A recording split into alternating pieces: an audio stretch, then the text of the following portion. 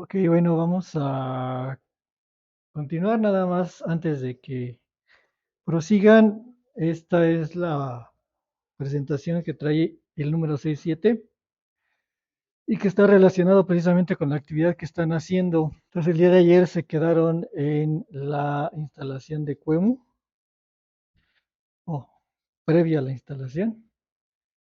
Entonces, vamos a darle siguiente a la presentación, por favor. Es básicamente el entorno de desarrollo de RISC-V para su arranque.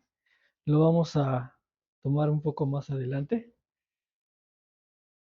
Pero grosso modo, aquí les indicaría las diferencias que pueden existir entre el arranque entre una computadora PC y el sistema embebido específicamente de RISC-V, ¿no?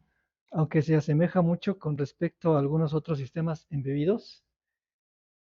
Obviamente el proyecto de RISC-V para darle soporte a lo que ya es el hecho de que un sistema operativo pueda operar sobre dicha arquitectura, pues también es todo un conjunto de desarrollo que implica el camino de boot o de arranque de estos elementos. Obviamente empezamos con una memoria ROM, un BIOS, en donde tenemos la información y vamos a tener un loader, un runtime y un bootloader antes del sistema operativo. Aquí es donde se van a empezar a estar jugando las formas y combinaciones en las que estos elementos van a poder estar ejecutándose de manera conjunta durante la etapa. Estos son los tres elementos en los cuales vamos a ver cómo pueden conjugarse y cómo es que se pueden implementar, ¿no?, al momento de hacer ya la ejecución. Aunque no vamos a ver todos, ¿no?, todas las combinaciones, pero sí es importante denotar que es posible realizarlas, ¿no? Dentro de las cosas más interesantes es que está en medio el runtime, que es el proyecto OpenSBI, que es la interfaz binaria supervisora. Esto va trabajando en conjunto con los modos de operación o de trabajo del RISC-V. Les había comentado que los procesadores trabajan en modos de operación o modos de trabajo. Entonces, en el caso del procesador de RISC-V o la idea de Lisa de RISC-V, y ya a nivel de implementación tenemos el modo máquina, el modo supervisor y el modo usuario. En el modo máquina es el nivel de mayor privilegio que se tiene en el procesador y es el modo más nativo en el cual se puede utilizar. Pertenece precisamente a esta etapa de ROM. Ahí está el modo máquina. El modo supervisor está ya en estas etapas y para eso necesita esta herramienta de OpenSBI, que es la interfaz binaria supervisora. ¿Vale? Entonces, este elemento precisamente es el que va a estar trabajando en el modo supervisor previo al arranque del sistema operativo. Todas estas etapas, ¿sí?, de Runtime Bootloader están en ese modo supervisor. Pero el proyecto OpenSBI sirve como base para poder tener todo listo previo al bootloader de la ejecución del sistema operativo. Entonces, cuando vean ustedes ya montado Linux sobre su arquitectura de RISC-V, van a ver que en el proceso de arranque viene SBI, después ya viene el bootloader. El bootloader regularmente es U-Boot, como les dije el día de ayer, es un bootloader específico para plataformas de sistemas embebidos. Entonces, en lugar de tener un group, van a tener a U-Boot, ¿okay? Y ese es el esquema básico y esencial en el cual pueden ustedes estar ejecutando la subida del sistema operativo en un embebido. En cada una de estas etapas se van asociando cada uno de los elementos de hardware para llevar a cabo la tarea de bootear el sistema. El problema con el Linux, esa sería la otra, la cuestión con Linux que estarían manejando es que solamente es el kernel y carece todavía de un sistema de archivos, ¿sí? Por eso se hace uso de la herramienta de VisiBox, que es una herramienta plenamente utilizada dentro de los sistemas operativos de Linux y que tiene el objetivo obviamente de brindar un sistema de archivo. Puede ser cualquier otro sistema de archivos de los cuales existen en Linux, pero VisiBox es uno de los que más se utiliza para estas plataformas. ¿Sí? Entonces, ese sería el ejercicio, esa sería la explicación de cómo ahora vamos a entender el proceso de arranque dentro del sistema embebido, específicamente dentro de la plataforma de RISC-V. Algunas de esas cosas se asemejan en el caso de las ARM, pero para RISC-V son estas las etapas y sobre todo el OpenSBI. Siguiente, por favor. Pues ya el día de ayer hablamos precisamente de KVM, ya estuvieron ahí verificando la capacidad de virtualización de sus equipos y obviamente el que es lo que le da soporte a QEMU. Ya existen tarjetas de desarrollo hechas que soportan la arquitectura de RISC-V, así que ya esto ya está en el mercado. Siguiente, por favor.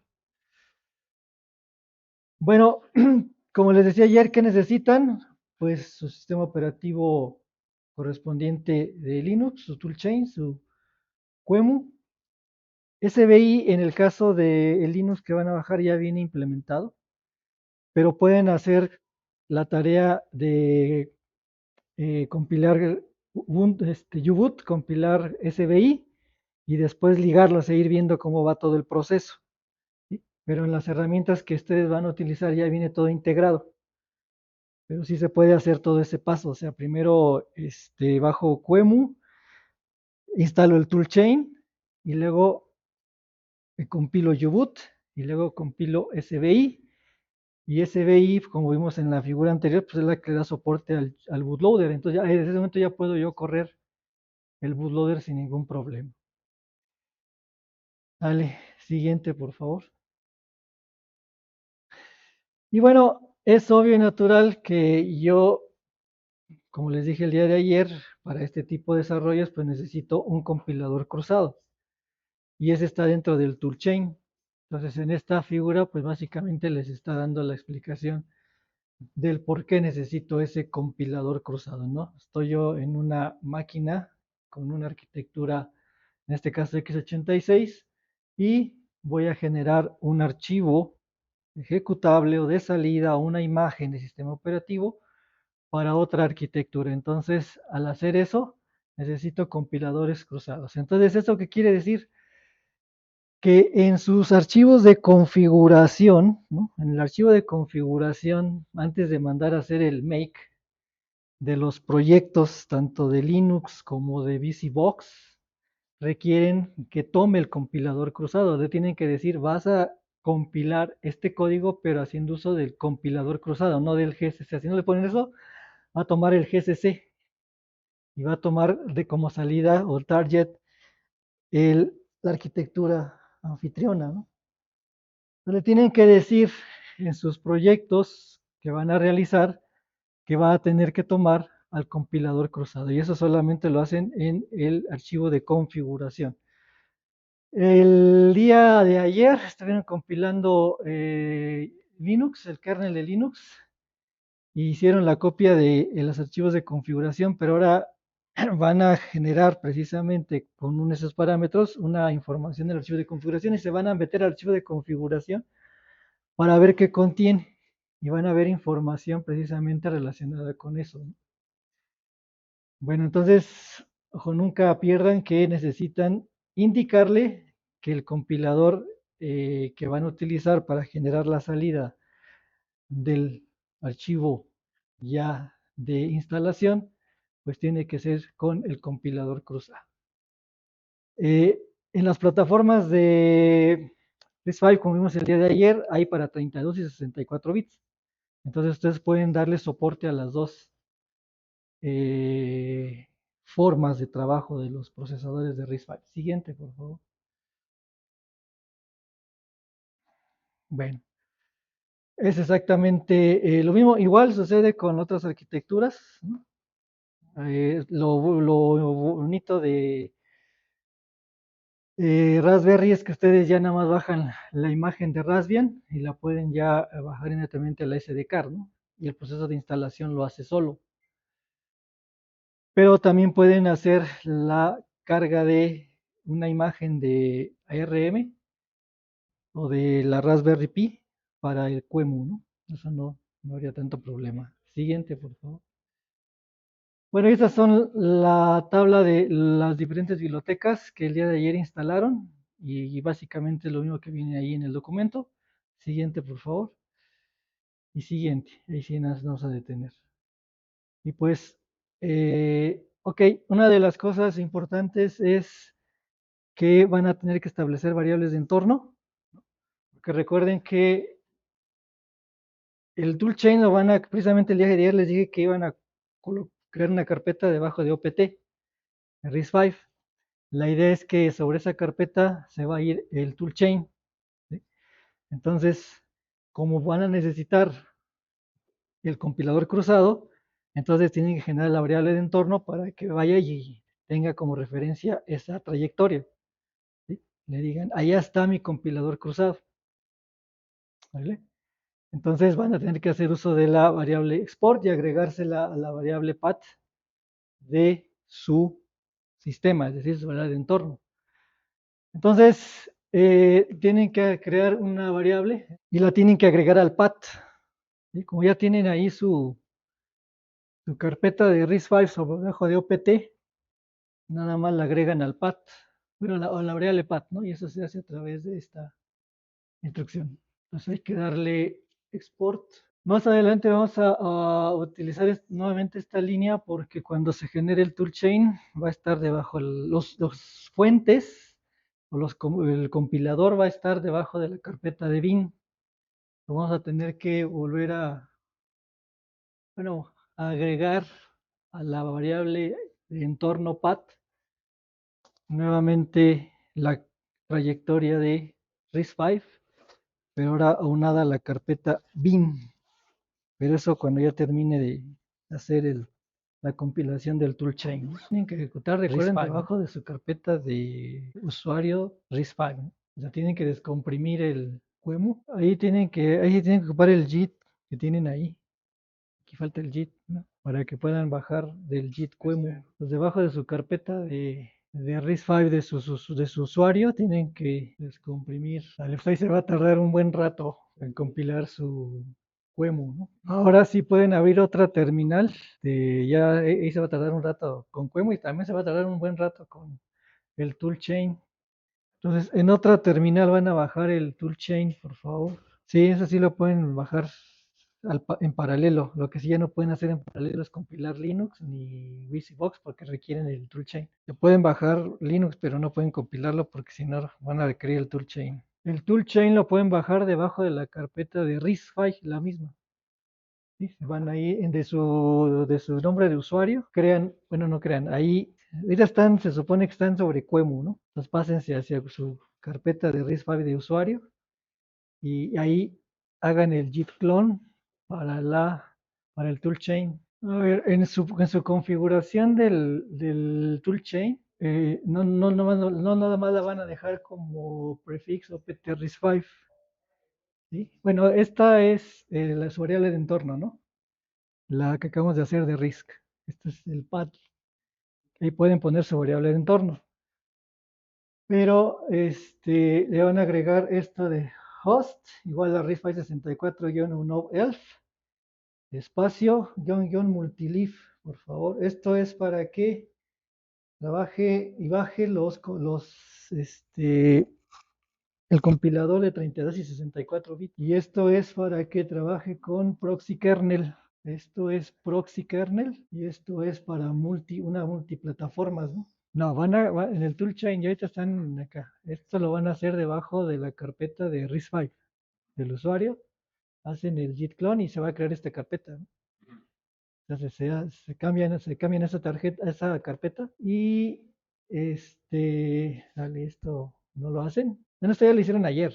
Ya crearon su carpeta de RISC-V sobre OPT, ya lo hicieron. Y cuando lleguen a esta línea, a la configuración le van a agregar estas dos adicionales antes de que hagan el make Linux. ¿Ya todos lo instalaron?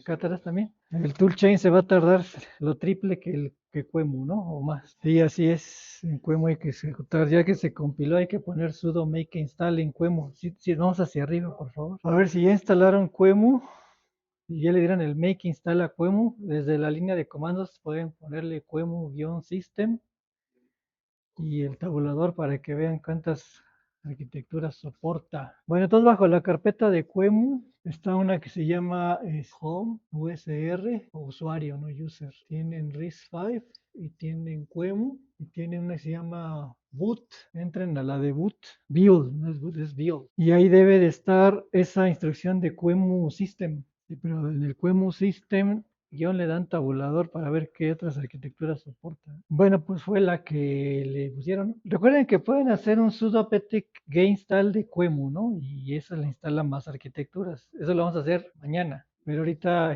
basta con esto para el ejercicio. A ver si les acepta el siguiente comando que es QEMU system RISC-V machine. Estando instalado QEMU, ustedes pueden saber cuántas System on Chips también les puede soportar de cierta arquitectura. Este comando les va a decir o les va a aparecer parte de la información complementaria de la cantidad de arquitecturas que son soportadas por su instalación de QEMU. Y una vez que tengan la información de sus arquitecturas, pues les va a decir si esas arquitecturas también QEMU soporta System on Chips que tengan esas arquitecturas. ¿Sí? Entonces, QEMU-system, luego el nombre de la arquitectura que extraigan de acá, espacio-machine, espacio help. Entonces ahí debe de aparecer. Hay otra forma recuerden, una de las tarjetas que actualmente están en el mercado es la C5, ¿no? De RISC-V. Sale, bueno, aquí nos tenemos que detener porque, bueno, con lo que estamos viendo y que están compilando, van a abrir otra ventana.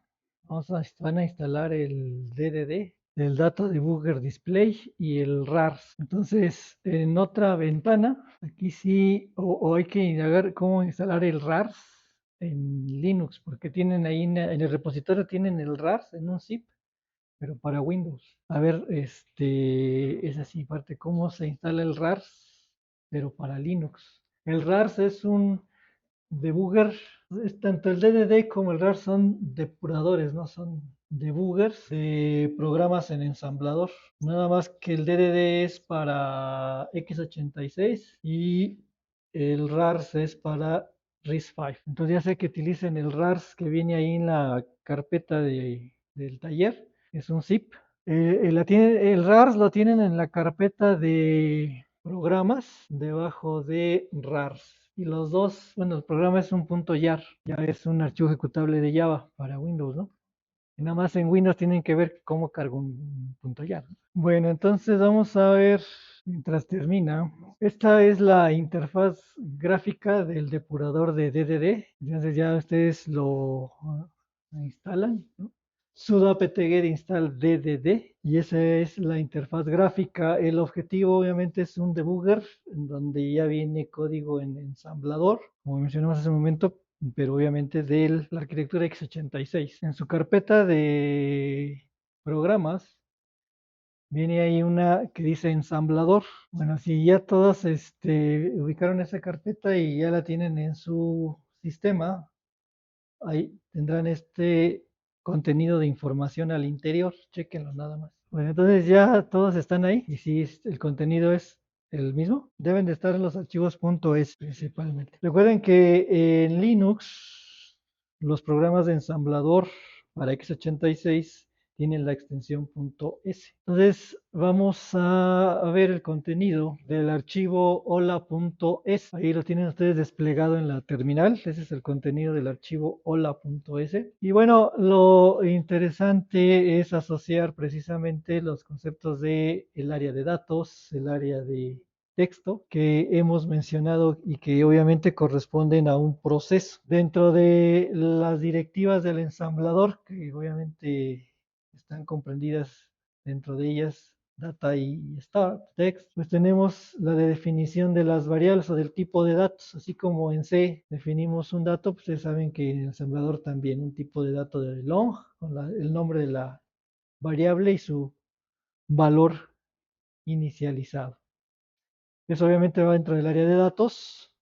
Aquí todas las variables están inicializando. Termina el área de datos y viene el área de texto. Solo que aquí en el código de gas está la directiva global start para indicar que el programa inicia precisamente en la etiqueta de start. Y ese es el punto de entrada del programa. Lo primero que hace, obviamente, es poner al registro EBX en 0 y el valor de 234 en el registro EAX. Aquí tenemos instrucciones de movimiento inmediato a registro y de movimiento de datos en la memoria, es decir, de una variable a registro. Viene ahí otra etiqueta que es next digit y sirve precisamente para hacer una iteración correspondiente, ¿sí? Entonces se hace una división, principalmente ahí está el comando idl, previo a esta una asignación de 0 al registro edx y este valor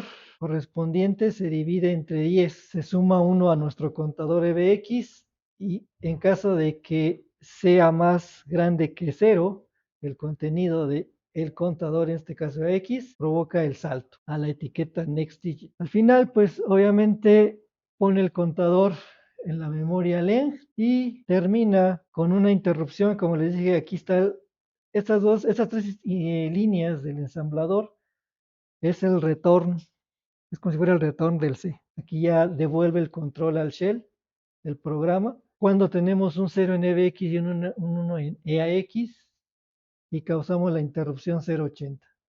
Aquí todas las llamadas al sistema vistas desde el ensamblador tienen este mismo esquema. Si aparece un IN 080, aquí tenemos ya una llamada al sistema, en este caso es return. Ese es el programa en ensamblador, no va haciendo las divisiones del valor que tienen aquí en n entre 10, va contando el número de iteraciones que se están produciendo. Obviamente en la división se queda solamente con el resultado y el residuo lo va desechando.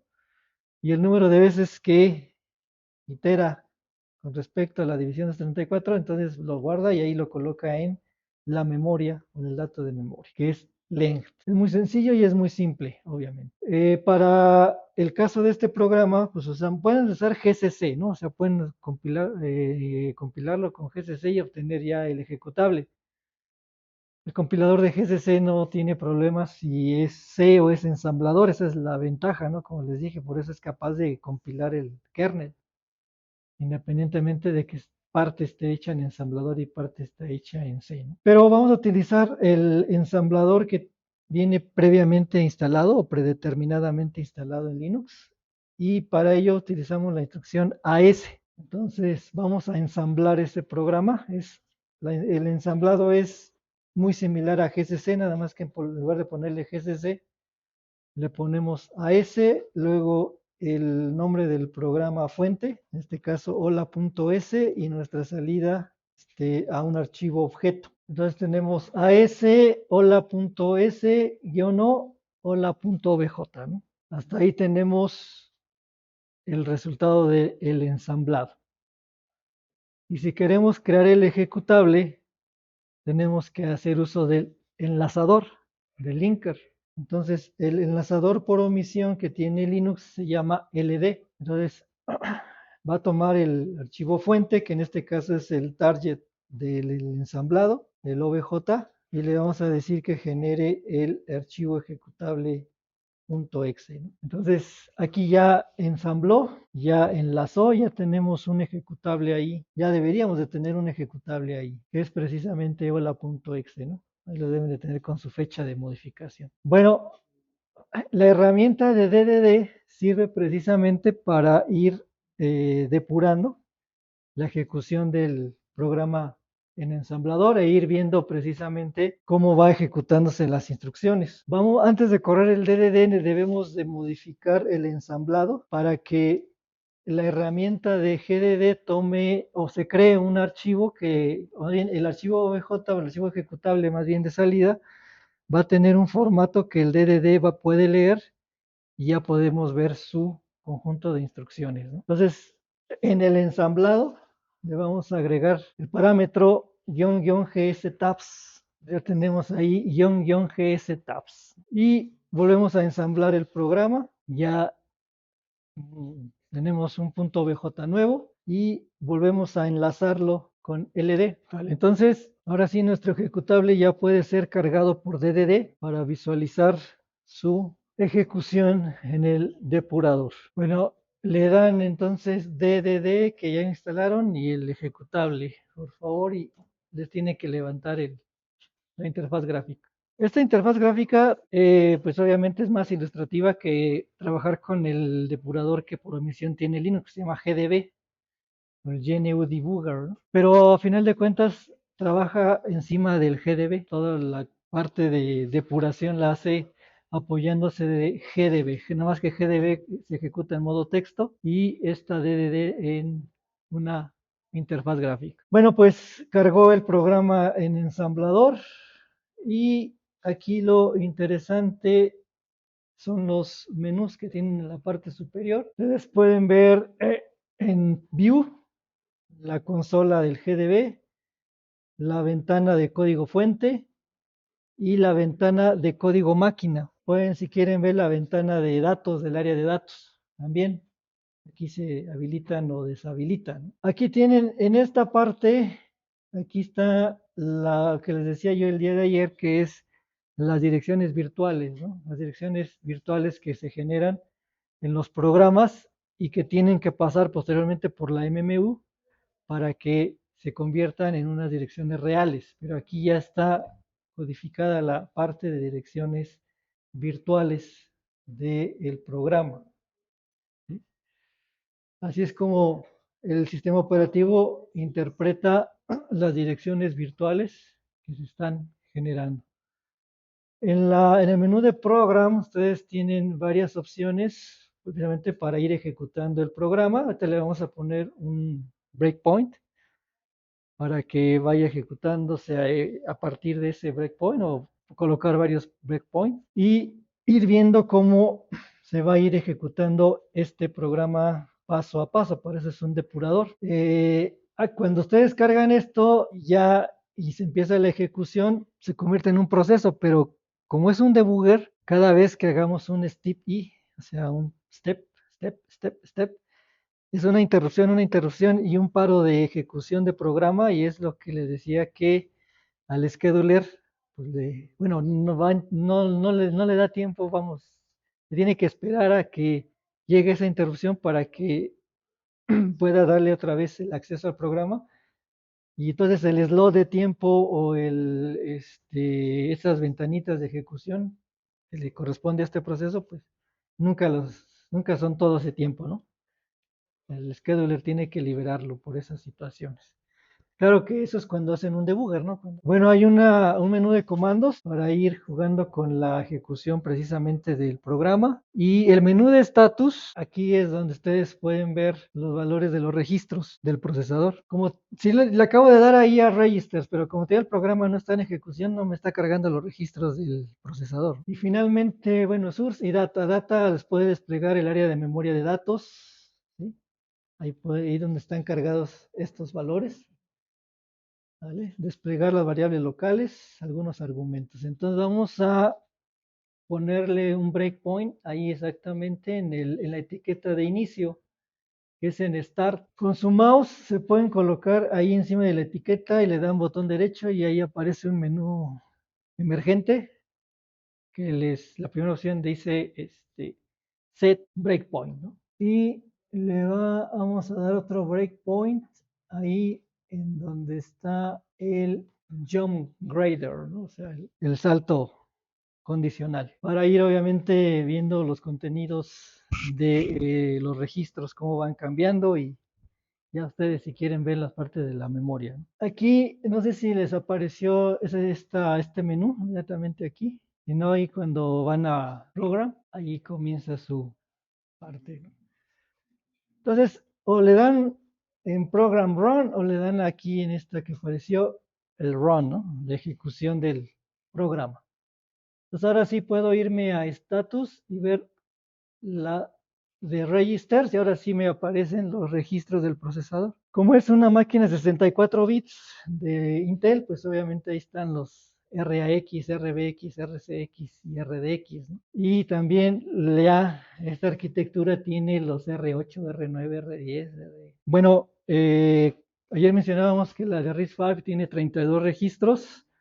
Aún no hemos visto para qué sirve cada uno de ellos, pero al menos le dan soporte a la cantidad de elementos mínimos del módulo principal. Y el comentario es precisamente porque muchos de estos registros de Intel pues también tienen esa finalidad, ¿no? O sea, con la diferencia obviamente de la manera en la que trabaja la arquitectura de RISC-V con respecto a la de Intel. Bueno, ya ustedes pueden ir dándole step y van a ir viendo cómo cambia su contador de programa a cada instrucción del ensamblador. También cómo se van modificando los valores en los registros. Le podemos dar el primer step aquí. Ahí no pasó nada con los registros porque la primera instrucción solamente mueve un 0 a EBX y ya estos estaban en 0. EBX, aunque este procesador es de 64, estamos haciendo un programa de 32 bits. Este es un programa de 32 bits, aunque tenemos la arquitectura de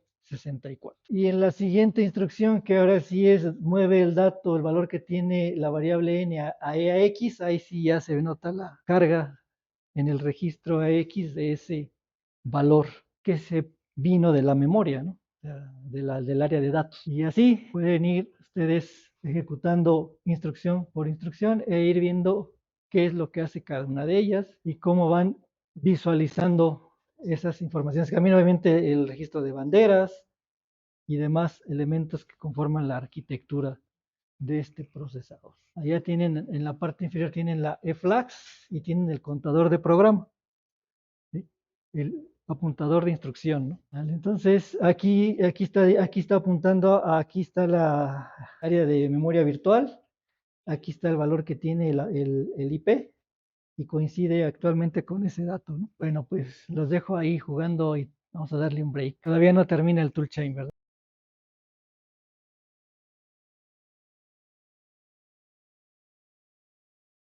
Tantito su atención, por favor. Bueno, pues vamos a darle cierre a esta actividad del taller de Kemu, precisamente en esta segunda fase, y pues agradecerles su asistencia a cada uno de ustedes, el empeño y la labor realizada durante el mismo taller, y obviamente que todo esto va enfocado al hecho de poder desarrollar un System on Chip, ¿no? Propio del, en este caso, desarrollo del laboratorio de microtecnología y sistemas embebidos, pero que como ustedes acaban de observar en lo que han estado aquí en el curso, pues básicamente requiere de un sistema operativo para poder operar y poder funcionar de manera apropiada. Pero por el momento, pues agradecerles nuevamente su asistencia, el tiempo requerido para el taller y vamos a pues dense un propio aplauso a cada uno de ustedes, ¿no? Para que terminen. Bueno, listo, nos vemos en el siguiente curso.